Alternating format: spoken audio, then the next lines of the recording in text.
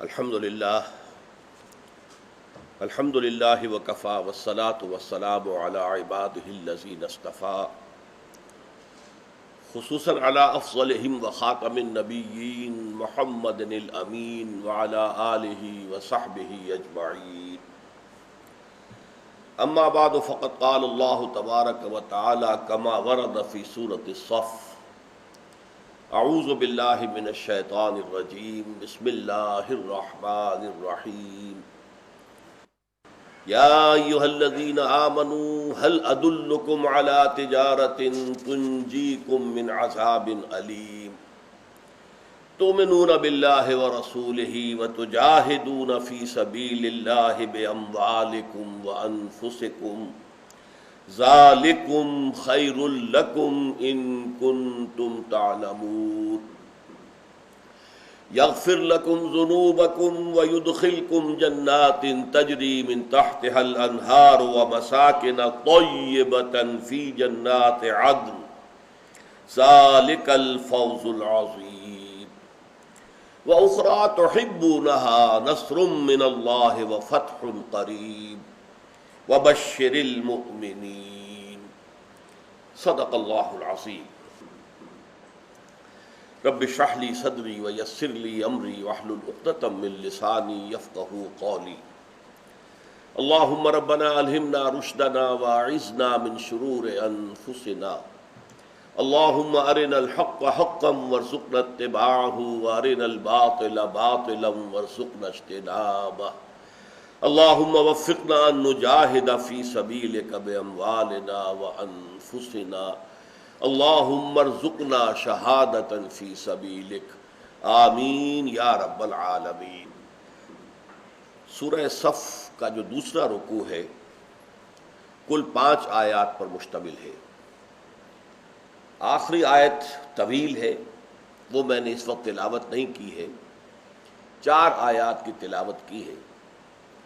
ان میں سے بھی پہلی 2 آیات پر ہماری گفتگو مکمل ہو چکی ہے، صرف اس کا ترجمہ تاکہ آگے سلسلہ کلام جو ہے وہ جڑ جائے، صرف ترجمہ ذہن میں دوبارہ تازہ کر لیجئے۔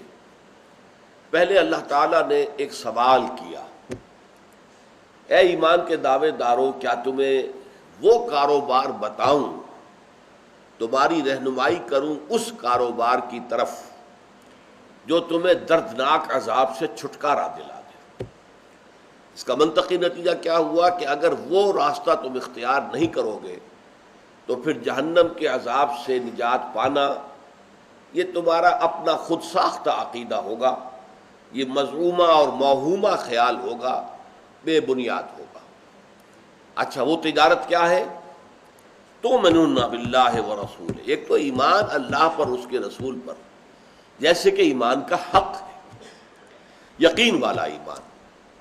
وَتُجَاهِدُونَ فِي سَبِيلِ اللَّهِ بِأَمْوَالِكُمْ وَأَنفُسِكُمْ، اور جہاد کرو اللہ کی راہ میں اپنے اموال کے ساتھ، مال خرچ کرو اور جانیں کھپاؤ، یہاں تک کہ وقت پڑے تو جان پیش کر دو۔ ذَلِكُمْ خَيْرٌ لَكُمْ إِن كُنتُمْ تَعْلَمُونَ، یہی تمہارے لیے بہتر ہے اگر تم واقعتاً علم رکھتے ہو، اگر تمہیں اپنے نفع اور نقصان کا صحیح تصور حاصل ہے۔ ظاہر بات ہے کہ اگر آخرت کا کوئی تصور نہیں ہے تو پھر نفع دنیا کا نفع ہے، نقصان دنیا کا نقصان ہے۔ یہاں جنہوں نے جائیدادیں بنا لی یا جنہیں زمین میں اقتدار حاصل ہو گیا وہ کامیاب ہیں، اور جو بیچارے ان چیزوں سے محروم رہ گئے وہ ناکام ہیں۔ لیکن جیسا کہ ہم نے اس پورے منتخب نصاب کا جو نقطۂ آغاز ہے سورۃ العصر، کہ کامیابی جو ہے وہ ان چیزوں سے نہیں ہے، نہ دولت سے ہے، نہ دنیاوی حیثیت سے ہے، نہ اقتدار سے ہے، نہ وجاہت سے ہے، نہ جائیداد سے ہے، کچھ بھی نہیں۔ کامیابی کے لوازم 4 ہیں، الا الذین آمنوا وعملوا الصالحات وتواصوا بالحق وتواصوا بالصبر۔ یہ 4 چیزیں پوری ہوں گی تو کامیاب ہوگے، ورنہ ان الانسان لفی خسر، باقی تمام انسان خسارے سے، گھاٹے سے، ناکامی سے، نامرادی سے دوچار ہوں۔ تو اس کا میں پہلے عرض کر چکا ہوں کہ ایک چیز کی نفی ہوتی ہے پھر اس بات ہوتا ہے۔ تو سورہ مبارکہ کے شروع سے نفی کا انداز چلا آ رہا ہے۔ یا ایھا الذین آمنوا لم تقولون ما لا تفعلون، کیوں کہتے ہو جو کرتے نہیں ہو؟ اللہ پر ایمان کا دعویٰ، اللہ سے محبت کا دعویٰ، رسول سے عشق کا دعویٰ، لیکن تمہارا عمل جو ہے اس کے مطابق نہیں ہے۔ تم جانتے ہو اللہ کو کن سے محبت ہے؟ ان سے کہ جو اس کی راہ میں جنگ کرتے ہیں ایسی صفیں باندھ کر کے جیسے کہ سیسا پلائی ہوئی دیواریں ہوں جن میں کوئی قوت رکھنا پیدا نہ کر سکے۔ اور جان لو کہ اگر تم یہ نہیں کرو گے، اللہ کی راہ میں جہاد اور قتال کے لیے میدان میں نہیں آؤ گے، تو پھر تمہاری مثال بھی سابقہ یہود کی جو امت تھی اس کی ہوگی، کہ انہوں نے حضرت موسیٰ علیہ السلام نے جب کہا تھا کہ اب اللہ کی راہ میں نکلو جنگ کے لیے، تو کوڑا جواب دے دیا تھا۔ وَإِذْ قَالَ مُوسَىٰ لِقَوْمِهِ یا قوم لم تؤذوننی وقد تعلمون انی رسول اللہ الیکم فلما زاغوا ازاغ اللہ قلوبہم، جب وہ ٹیڑھے ہو گئے اللہ نے ان کے دل بھی ٹیڑھے کر دیے۔ یہی حشر تمہارا ہو جائے گا۔ اور آخری بات کیا آئی کہ اگر تم یہ راستہ اختیار نہیں کرتے تو جہنم کا نوالا بن کر رہو گے۔ اب اس کے بعد مثبت انداز میں نہیں کرتے تو یہ ہے، کرتے ہو تو کیا ہے؟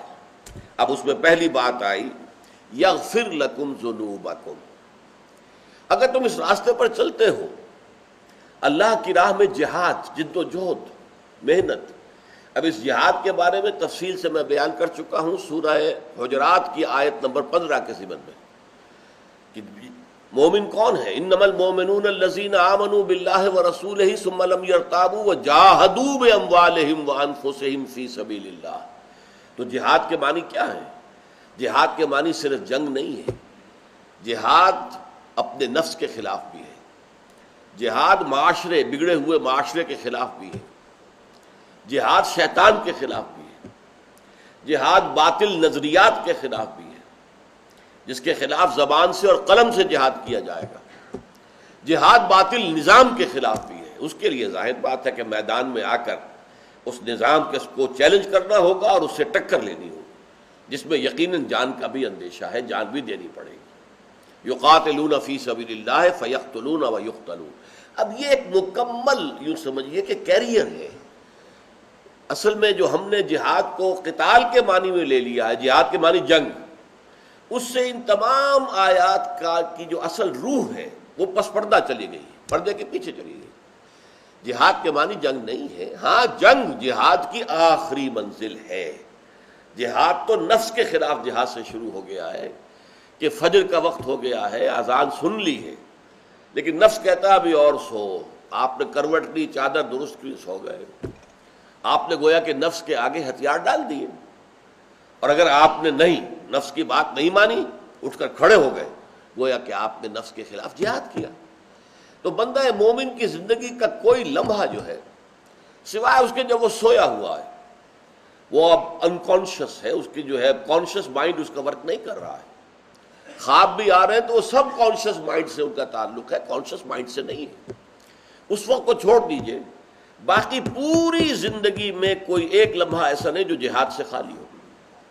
ایک سرکاری ملازم ہے اور اسے کوئی شخص رشوت پیش کر رہا ہے کہ میرا یہ کام ذرا کر دیجئے، یہ میں پیش کر رہا ہوں آپ کی خدمت میں، ظاہر بات ہے کہ اندر ایک تصادم شروع ہو جائے گا، نفس کہے گا لے لو، فلاں ضرورت اٹکی ہوئی ہے، فلاں بچے کی فیس ابھی دینی تھی، اس کا انتظام نہیں ہو رہا ہے، فلاں کا یہ معاملہ ہے، لے لو۔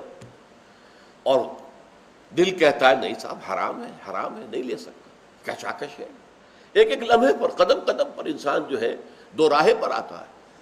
پھر اس سے آگے بڑھ کر انسان اپنے آپ کو وقف کرتا ہے، دین سیکھوں اور سکھاؤں، دین کی دعوت دوں۔ دعوت کیسے دے گا اگر سیکھے گا نہیں؟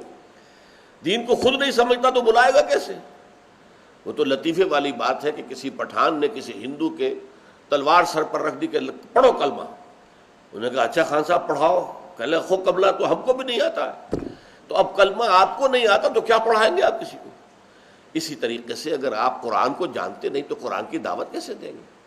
تو گویا یہ ایک اب کیریئر بنے گا، سیکھو اور سکھاؤ، پڑھو اور پڑھاؤ، پہلے علم حاصل کرو پھر اسے پھیلاؤ، دعوت دو، اللہ کے دین کی طرف لوگوں کو بلاؤ۔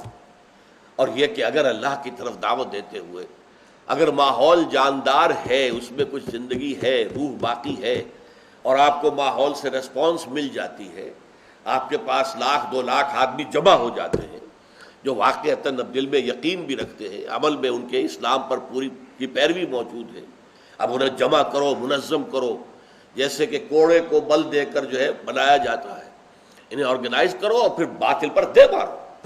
با نشہ درویشی در ساز و دمادم زن جو پختہ شوی خدرا بر سلطنت جمزن. تفصیل میں نہیں جا سکتا کہ علامہ اقبال نے اس ایک شعر میں سارے مراحل جو ہے سمو دیے.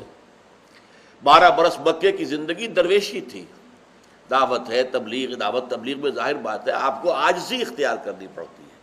داعی جو ہے تحکم کا انداز تو اختیار نہیں کر سکتا، تحکمانہ انداز تو حاکم اختیار کر سکتا ہے. داعی کو تو عاجزی اختیار کرنی پڑتی ہے. اور داعی کو اگر کسی نے اوپر سے جواب دے دیا تمہارا تو دماغ خراب ہو گیا میاں، کہاں تم باتیں کر رہے، سننا پڑے گا اور جھیلنا پڑے گا. وہ جواب نہیں دے سکتا دماغ تمہارا خراب ہے، پھر وہ داعی نہیں ہے، مبلغ نہیں ہے. وہ تو بدھ مت کے بھکشوؤں کی طریقے سے برداشت کرو، جھیلو. حضور سے کہہ دیا گیا مجنون، پاگل، شاعر، ساحر، مسحور، کیا نہیں کہا گیا حضور، اور برداشت کیا. حالانکہ یہ نہیں تھا کہ آپ کو صدمہ نہیں ہوتا تھا. قرآن خود گواہی دے رہا ہے وَلَقَدْ نَعْلَمُ أَنَّكَ يَضِيقُ صَدْرُكَ بِمَا يَقُولُونَ. نبی ہمیں خوب معلوم ہے کہ جو کچھ یہ لوگ کہتے ہیں اس سے آپ کا سینہ بھیجتا ہے، آپ کو رنج ہوتا تھا، غم ہوتا تھا، سینے میں گھٹن محسوس ہوتی تھی. لیکن حکم کیا ہے؟ فَاصْبِرْ عَلَىٰ مَا يَقُولُونَ وَاهْجُرْهُمْ هَجْرًا جَمِيلًا. صبر کیجئے، جھیلیے، برداشت کیجئے، جو کچھ کہہ رہے ہیں برداشت کیجئے. یہی ساری باتیں آپ سے پہلے جتنے اولو العزم رسول تھے انہیں کہی گئی. حضرت نوح کا مذاق اڑاتے تھے، ٹھٹھے مار مار کر ہنستے تھے کہ اس بڈھے کو دیکھو دماغ خراب ہو گیا، یہ خشکی پر جہاز چلائے گا، یہاں کشتی بنا رہا ہے، دیکھو تو صحیح. ہم پہلے ہی نہیں کہتے تھے کہ اس کا دماغ پھر گیا ہے، جو باتیں کرتا ہے بہکی بہکی باتیں کرتا ہے.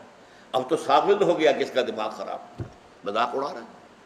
تو معلوم ہوا کہ یہ سارے مراحل جہاد کے ہیں. اور پھر جب کہ طاقت اگر فراہم ہو گئی ہے تو پھر اس طاقت کو ٹکرا دینا. پھر یہ نہیں کہ تو بچا بچا کے نہ رکھ اسے، تیرا آئینہ ہے وہ آئینہ کہ شکست ہو تو عزیز تر ہے نگاہ آئینہ ساز میں. حضرت حمزہ رضی اللہ تعالیٰ عنہ کی وہ لاش جس کے اعضا کٹے ہوئے تھے، اعضا بریدہ لاش، ناک کٹی ہوئی ہے، کان کٹا ہوا ہے اور کلیجہ چبایا گیا ہے پیٹ چاک کر کے. اللہ کی نگاہ میں یہ لاش جو ہے حضرت حمزہ کی وہ بہت پیاری تھی بنسبت ایک سالم حمزہ کے. تو چھپا چھپا کے نہ رکھ اسے، تیرا آئینہ ہے وہ آئینہ کہ شکستہ ہو تو عزیز تر ہے نگاہ آئینہ ساز میں. اللہ کو زیادہ محبوب ہے. تو اس اعتبار سے ذالکم خیر لکم ان کنتم تعلمون. اب اس میں پہلا کیا نفع ہوگا؟ یغفر لکم ذنوبکم. اس راستے پر چلتے ہوئے کبھی کوئی خطا ہو جائے، بربنائے طبع بشری، کوئی بھول ہو گئی، کوئی چوک ہو گئی، نسیان اور خطا، اسی طریقے سے کبھی جذبات کے غو میں آدمی بہہ گیا، اندھا بہرا ہو گیا، نفس کا ایسا ہجوم ہوا جذبات کا کہ اپنے کنٹرول کھو بیٹھا، یا کسی ایسے ماحول میں چلا گیا ہے، اس ماحول کے اندر شرک کا اتنا غلبہ ہے کہ وہ متاثر ہو گیا عارضی طور پر، کوئی غلطی کوئی گناہ سرزد ہو گیا، لیکن چل رہا ہے اس راستے پر، ایمان اور جہاد کے راستے پر. اگر اس راستے پر چل رہا ہے تو جہاں کہیں بھی قدم پھسل جائے گا، انسان گر جائے گا، فوراً کھڑا ہوگا، توبہ کرے گا اور اللہ اس کے گناہ کو معاف کر دے. پہلا تو اجر یہ ہوا تمہاری خطاؤں سے درگزر فرمائے گا. غفر کہتے ہیں ڈھانپ لینے کو، مغفر کہتے تھے خود کو، جو سر پر لوہے کی ٹوپی پہنی جاتی تھی، تلوار کا وار جو ہے سر پر پڑے تو جو ہے وہ مؤثر نہ ہو. آج بھی ہوتی ہے تاکہ گولی جو ہے وہ آئے تو سر جو ہے اس کو اس پر نہ لگے. اسی طرح مغفر ڈھانپ لینے والی شے. تو غفر جو ہے اللہ تعالیٰ تمہارے گناہوں کی پردہ پوشی فرمائے گا، ڈھانپ لے گا. آخرت میں قیامت کے دن تمہیں رسوا نہیں کرے گا، تمہیں علی رؤوس الاشہاد جو ہے تمہاری رسوائی سے تمہیں بچا لے گا. یغفر لکم ذنوبکم ویدخلکم جنات تجری من تحتها الانہار. ایک تو منفی بات ہو گئی، تمہارے گناہ بخش دے گا. مثبت کیا ہے؟ تمہیں ان باغات میں داخل کرے گا جن کے نیچے یعنی جن کے دامن میں ندیاں بہتی ہوں گی. یہ اصل میں جو نیچرل گارڈن ہوتے تھے، ایک تو وہ ہے جو باغ لگائے انسان نے، اس میں تو وہ زمین کو جو ہے وہ لیول کرتا ہے، پھر پلان کرتا ہے، یہاں سے اس طرح کے بوٹے لگیں گے، اس خطے میں یہ بوٹے ہوں گے. ایک نیچرل باغ جو ہوتا ہے وہ کیا ہے؟ عام طور پر پہاڑی علاقوں کے اندر کہ وادی کے اندر کوئی نالا ہے یا کوئی چشمہ ہے یا دریا ہے بہہ رہا ہے، اور اس سے دونوں طرف جو اونچانے ہیں اس کی جڑوں کے اندر خود بخود پانی جا رہا ہے. تو وہاں پر درخت کھڑے ہوئے ہیں، وہاں پر جو ہے پودے ہیں، پلانٹیشن ہے. تو گویا کہ ان پودوں کے اور درختوں کے دامن میں ندی بہہ رہی ہے. تو دامن جو ہے یہ ہے در حقیقت وہ چیز. یہ جو نیچے بہنے کا مطلب یہ نہیں ہے کہ ان باغات کے نیچے سے نہریں بہہ رہی ہوں گی، بلکہ یہ کہ ان کے دامن میں ندیاں بہتی ہوں گی. یغفر لکم ذنوبکم نمبر 1، ویدخلکم جنات تجری من تحتہا الانہار. اور نمبر 3، ومساکن طیبۃ فی جنات عدن، اور تمہیں ایسی رہائش گاہیں دے گا کہ جو ریزیڈینشل گارڈنز کے اندر ہوں گی. فی جنات عدن، عدن فلاں مقام فی مقام کذا، کہیں جا کر ڈیرا لگانا، اب سیٹل ہو جانا، بس جانا، یہ اس لفظ کا اصل مفہوم ہے. تو عدن جہاں پہ رہائش گاہیں تمہاری ہوں گی، مساکن طیبۃ فی جنات عدن، ان باغات میں ریزیڈینشل گارڈنز کے اندر بہترین تمہارے لیے رہائش گاہیں اللہ تعالیٰ فرمائے گا. ذالکم خیر لکم ان کنتم تعلمون، یہی تمہارے لیے بہتر ہے. ذالک هو الفوز، ذالک الفوز العظیم، یہی بہت بڑی کامیابی ہے. یہ بہت بامانی ہے جو اب آ رہے ہیں الفاظ. اصل میں اللہ تعالیٰ کے نزدیک کامیابی آخرت کی کامیابی ہے. انسان جو ہے اپنی طبع بشری کے بنا پر دنیا کی کامیابی بھی چاہتا ہے. یعنی یہاں مراد دنیا کی وہ کامیابی نہیں ہے کہ میں صاحب جائیداد بن جاؤں یا میرا کاروبار بہت، وہ تو دنیا دار آدمی کی بات ہوئی نا. دیندار آدمی، صاحب ایمان بھی یہ چاہتا ہے، خواہش ہوتی ہے کہ میں نے محنت کی ہے اللہ کے دین کے لیے، تو میں اس کے ثمرات اپنی نگاہوں سے دیکھوں، اللہ کا دین پھلتا پھولتا مجھے نظر آئے، یہ کھیتی جو ہے دین کی یہ لہلہاتی ہوئی مجھے نظر آئے، ہماری اقامت دین کی جد و جہد وہ ہماری اپنی زندگی کے اندر اپنی کامیابی کی منزل تک پہنچ جائے. یہ انسان کی ایک طبعی خواہش ہے، لیکن اللہ کو اس سے کوئی غرض نہیں ہے. اللہ تعالیٰ تو اگر اسی کو چاہے تو آنے واحد میں کر دے، کفر کا خاتمہ، اسلام کا غلبہ، اس کا ایک حرف کن کافی ہو جائے گا. لیکن نہیں، اصل میں تو وہ تمہارا امتحان لے رہا ہے. امتحان میں کامیاب ہو گئے تو چاہے دنیا میں بظاہر ناکام رہے تم کامیاب ہو اللہ کے ہاں. یہ ہے اصل کامیابی. ذالک الفوز العظیم. اصل کامیابی آخرت کی کامیابی ہے. دنیا کی کامیابی تو یوں سمجھیے نافلۃ لک، مزید ہے، اضافی ہے، بونس ہے. اصل کامیابی وہ نہیں ہے، یہ تو بونس ہے. اگر اللہ تعالیٰ دنیا میں کامیاب کر دے اور واقعتاً وہ جماعت، وہ تحریک جو اقامت دین کی جد و جہد کر رہی ہے وہ اپنی آنکھوں سے اپنے نتائج دیکھ لے تو کیا ہی کہنے، نور علی نور. حضور نے دیکھے اللہ کے فضل و کرم سے. آپ کے ساتھ 10,000 تھے جبکہ آپ مکے میں فاتح کی حیثیت سے داخل ہوئے. انہوں نے جو منظر دیکھا کیا کہنے ہیں. باغ و بہار، جہاں سے 8 سال پہلے نکلے تھے اور اس طرح نکلے تھے کہ جان بچانی مشکل تھی. 3 شب و روز غار ثور میں آپ روپوش رہے تھے، لیکن آج وہاں پر کل 8 برس کا عرصہ کچھ ہوتا ہے؟ کچھ بھی نہیں. اور وہیں پر اب آپ فاتح کی حیثیت سے داخل ہو رہے ہیں. لیکن کیا اس کا مطلب یہ ہے کہ جو اس دوران میں شہید ہو گئے وہ ناکام رہے؟ یہ منظر تو انہوں نے نہیں دیکھا، یا دیکھا ہوگا تو آسمان سے دیکھا ہوگا. اس لیے کہ جو بھی شہید ہوئے ہیں قرآن مجید کہتا ہے سورہ بقرہ اور سورہ آل عمران دونوں میں کہ وہ مردہ نہیں ہے. جو بھی اللہ کی راہ میں قتل ہو جائے اسے مردہ نہ کہو. وَلَا تَقُولُوا لِمَن يُقْتَلُ فِي سَبِيلِ اللَّهِ أَمْوَاتٌ بَلْ أَحْيَاءٌ وَلَٰكِن لَّا تَشْعُرُونَ. ممکن ہے وہ بھی دیکھ رہے ہوں، لیکن یہ کہ ان دنیا کی آنکھوں سے تو انہوں نے وہ منظر نہیں دیکھا جو حضور اور آپ کے ساتھ 10,000 صحابہ نے دیکھا. حضرت حمزہ تو غزوہ احد میں شہید ہو گئے. حضرت سمیہ اور حضرت یاسر تو مکے ہی میں شہید کر دیے گئے تھے. انہوں نے تو مدینے کا دور بھی نہیں دیکھا. مدینے میں حضور کا داخلہ جو ہے وہ بھی شاہانہ انداز کا تھا کہ وہاں آپ کا جو ہے استقبال جو ہے اس کی تیاریاں کئی روز سے ہو رہی تھی، لیکن وہ بھی نہیں دیکھا انہوں نے. وہ تو مکے ہی میں شہید کر دیے گئے. لیکن نہیں، ان میں سے کوئی ناکام نہیں. اس لیے کہ اصل کامیابی آخرت کی کامیابی. یغفر لکم ذنوبکم ویدخلکم جنات تجری من تحتہا الانہار ومساکن طیبۃ فی جنات عدن ذالک الفوز العظیم. اصل بڑی کامیابی یہ ہے. اب اس میں گویا کہ ایک تھوڑے سے ہلکا سا طنزیہ انداز ہے. وَأُخْرَىٰ تُحِبُّونَهَا، اور ایک اور چیز جو تمہیں بہت محبوب ہے. دیکھیے میں نے کہا تھا انسان بر بنائے طبع بشری چاہتا ہے کہ میری مساعی کامیابی سے they may be crowned with success، کامیابی سے ہمکنار ہو جائیں، میں اپنی زندگی میں دیکھوں کہ میری محنت کا یہ نتیجہ نکل آیا۔ اخری تحبونہا، تم پسند کرتے ہو اس کو، وہ تمہاری ایک طبعی خواہش ہے، فطری خواہش ہے، چلو ہم وہ بھی پوری کیے دیتے ہیں۔ وَأُخْرَىٰ تُحِبُّونَهَا نَصْرٌ مِّنَ اللَّهِ وَفَتْحٌ قَرِيبٌ، اب اللہ کی طرف سے یہ وعدہ ہے کہ اللہ کی مدد آیا چاہتی ہے اور فتح جو ہے تمہاری قدم بوسی کیا چاہتی ہے۔ یہ جو الفاظ ہیں اس کو نوٹ کر لیجئے، یہ معاملہ ہر وقت نہیں ہوتا، یہ کب ہوتا ہے؟ جب اللہ کے ماننے والے، اللہ پر ایمان رکھنے والے اپنی سعی و جہد، اپنی جانفشانی، اپنی سرفروشی، اپنی قربانی سے اپنا یہ حق ثابت کر دیں کہ اب اللہ کی مدد آنی چاہیے۔ ویسے نہیں آتی، مکے کے اندر وہ اللہ کی مدد اس شکل میں نہیں آئی کہ لوگوں کا رجوع ہو گیا ہو حضور کی طرف اور رجوع عام ہو گیا ہو اور مکے ہی میں اسلامی حکومت قائم ہو جائے، نہیں ہوا۔ وہاں سے آپ کو نکلنا پڑا۔ ایک دفعہ آپ نکلے مکے سے، طائف کی طرف گئے، وہاں سے بھی ناکام لوٹنا پڑا، پھر مدینہ کی طرف اللہ نے کھڑکی کھول دی، راستہ بن گیا، دارالہجرت بن گیا، یثرب جو ہے مدینۃ النبی بن گیا، دارالہجرت بن گیا۔ لیکن یہ اللہ کا فیصلہ ہوتا ہے کب وہ مدد آئے گی۔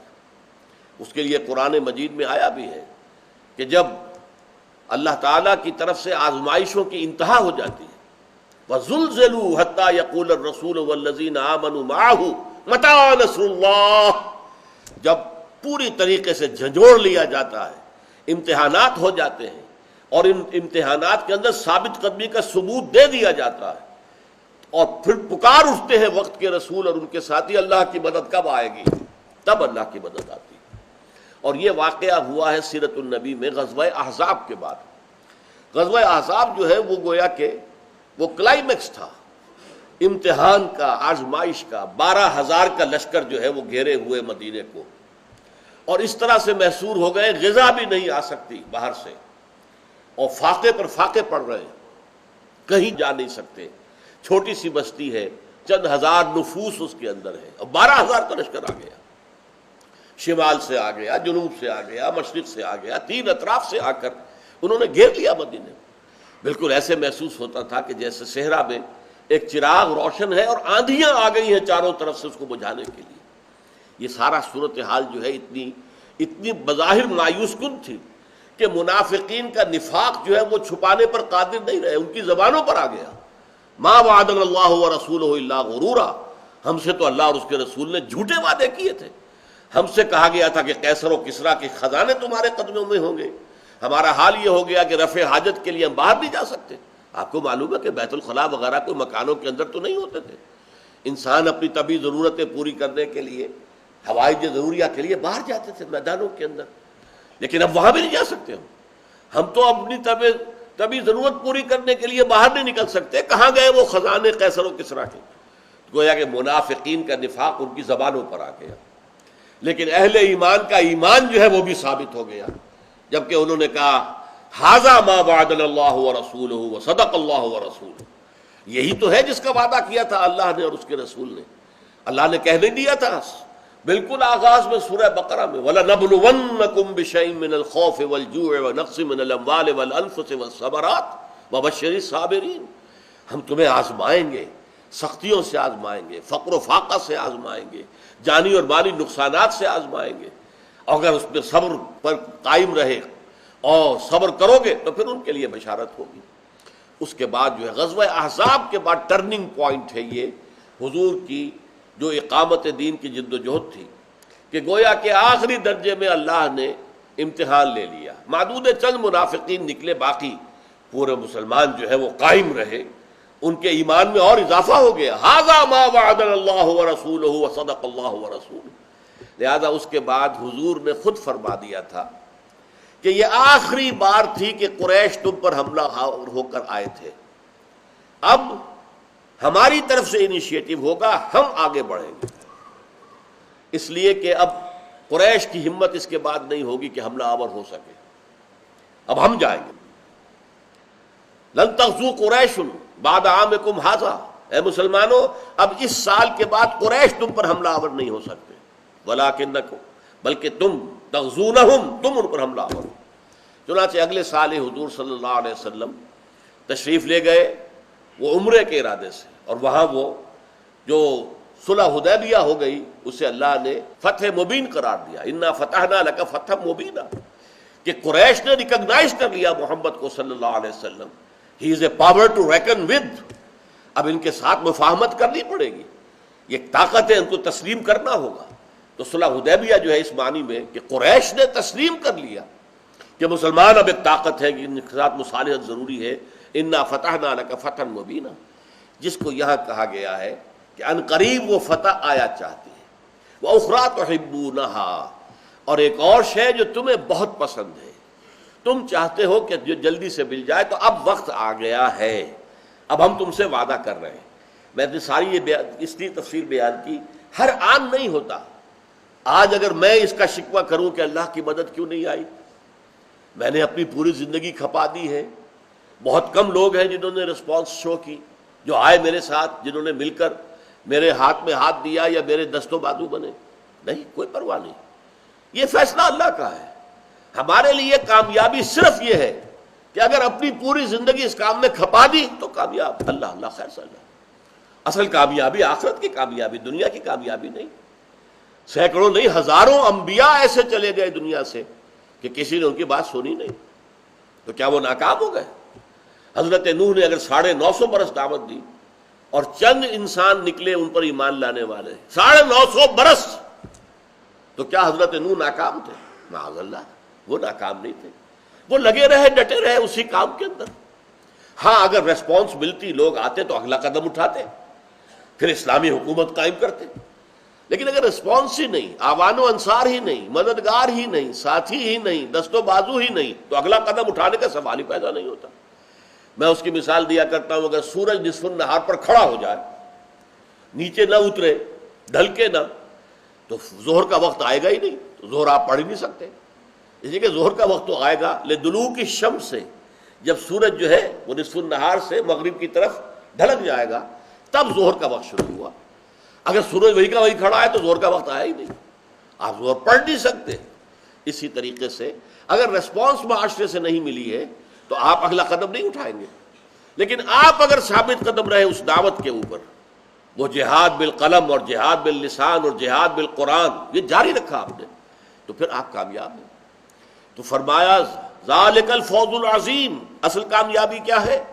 مغفرت، جنت اور اعلیٰ رہائش گاہیں، ریزیڈینشل گارڈنز کے اندر، ذالک الفوز العظیم وَأُخْرَىٰ تُحِبُّونَهَا، اور ایک اور شے جو تمہیں پسند ہے، نصر من اللہ وفتح قریب، اب اللہ کی طرف سے مدد اور فتح قریب ہے، وہ تمہاری قدم بوسی کیا چاہتی ہے، یہ فتح اب تمہیں ملنے والی ہے، یہ خوشخبری ہے۔ وَبَشِّرِ الْمُؤْمِنِينَ، اے نبی آپ اہل ایمان کو بشارت دے دیجئے کہ ان کا آرڈیل جو ہے اب وہ خاتمے کے قریب ہے، ان پر جو دور آیا ہے، یہ آزمائشوں کا شدید ترین، ایک سے ایک بڑھ کر شدید تر آزمائش، اس میں وہ ثابت قدم رہے ہیں، وہ قائم رہے ہیں، کھڑے رہے ہیں، ڈٹے رہے ہیں، انہوں نے جانیں دی ہیں۔ 70 ان کے جو ہے غزوہ احد میں شہید ہو گئے تھے، 70 کو لے جا کر دھوکہ دے کر ذبح کر دیا گیا، کہ لے کر گئے تھے اصحاب صفہ کو کہ ہمارے ہاں جا کر لوگوں کو دین سکھائیں، اور جا کر بدعہدی کی اور ان کو ذبح کر دیا۔ 70 میں سے ایک بچا صرف، جس نے آ کر خبر دی کہ وہ 70 ذبح کر دیے گئے۔ اور وہ موقع تھا کہ جس پر حضور نے پھر، جس کو دعائے قنوت نازلہ ہم کہتے ہیں، حضور نے بد دعائیں دی ہیں، اے اللہ شتت شملہم مزق جمعہم دمر دیارہم، اے اللہ ان کی بستیوں کے اوپر پتھراؤ کر دے اور ان کی جمعیت کے اندر تفریق پیدا کر دے۔ یہ ساری بد دعائیں جو آپ نے کی ہیں، اتنا دکھی دل تھا کہ 70 آپ کے وہ ساتھی جو اصحاب صفہ میں سے تھے، جنہوں نے علم حاصل کیا تھا، آپ کی صحبت سے فیض یاب ہوئے تھے، اور اب انہیں لے کر گئے تھے لوگ یہ کہہ کر کہ انہیں بھیج دیجئے ہمارے ساتھ تاکہ ہمارے لوگوں کو یہ دین سکھائیں، اور دھوکہ دے کر ان کو ذبح کر دیا۔ ایک ان میں سے بچا ہے صرف خبر دینے کے لیے کہ یہ حادثہ پیش آ گیا۔ تو وہ دعا جو ہے قنوت نازلہ وہ اس موقع پر تھی۔ تو اس کو جان لیجئے اچھی طرح کہ اب وہ دور گزر گیا۔ اے مسلمانوں، بشر المومنین، اے نبی اہل ایمان کو بشارت دے دیجئے کہ ان کا وہ شدید ترین آزمائش کا مرحلہ آ گیا، وہ ثابت قدم رہے۔ اب اللہ کی طرف سے مدد کا وعدہ ہے، مدد آیا چاہتی ہے، اور فتح تمہارے قدم چوما چاہتی ہے، اور اے نبی اہل ایمان کو بشارت دے دیجئے۔ بارک اللہ لی ولکم فی القرآن العظیم ونفعنی وإیاکم بالآیات والذکر الحکیم۔